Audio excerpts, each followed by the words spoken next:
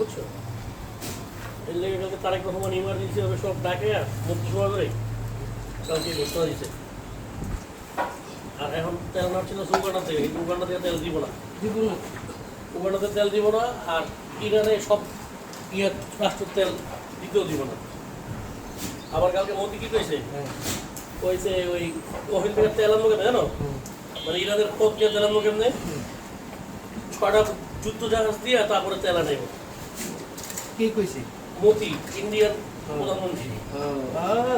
আর এটা মানে পাবলিক আছে কয় ওটার নিচে যে মানে বোম বিছাই রাখছে, ওকে যুদ্ধ যাওয়া লাগবে। আচ্ছা এই পুতিন তো হইছে ইয়ের লোক, সাপোর্ট করে কি ইরানে, ইরানের সাপোর্ট করে, কিন্তু ইরানের সাপোর্ট করার আগেও মানে পুতিনের লগে ইউক্রেনের যুদ্ধ তো আগেই লাগছে। ওই যে মাঝখানে তেলের দাম ভালো না, তেলের দাম গমের দাম, হ্যাঁ ওটা তো তোর ওই ইউক্রেন আর রাশিয়ার যুদ্ধ লেগে। আর রাশিয়া তো তোর লোক নেই, পুরো ফ্যামিলি মানে ধর তুই যে যাস না যুদ্ধে ওরা নিব, টাকা দিব 40 লাখ 50 লাখ, কিন্তু তুই ফিরে যেতে পারবি না, এটা গ্যারান্টি। ফিরে আমার চান্স কম, বুঝছো? কারণ কি এই বড় মানে বাঙালি তো বলো দেখ হিসাবে এটার সামনের কাতারে।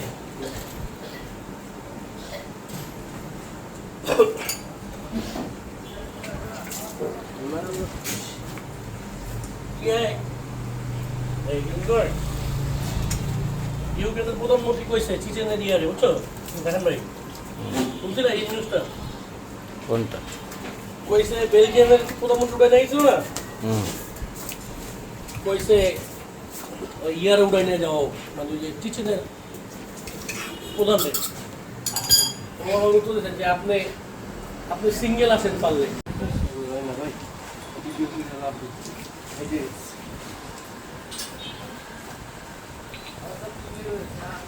হ্যাঁ চাল ভাইয়া না না হ্যাঁ হ্যাঁ ও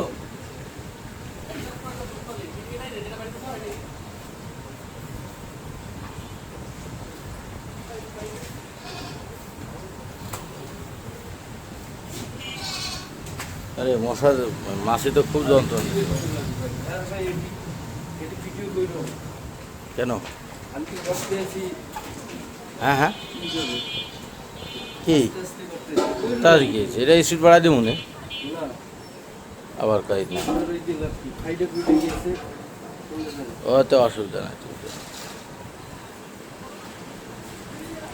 যখন অভাবে থাকি তখন মনে করো ওই কি হবে লাভটা, আবার তো টাইমে তো মিলবে না, মিলবে টাইমে না, তাই মিলে দিবা না। টাইমে কয় মিনিটে করে দিতে হবে কও?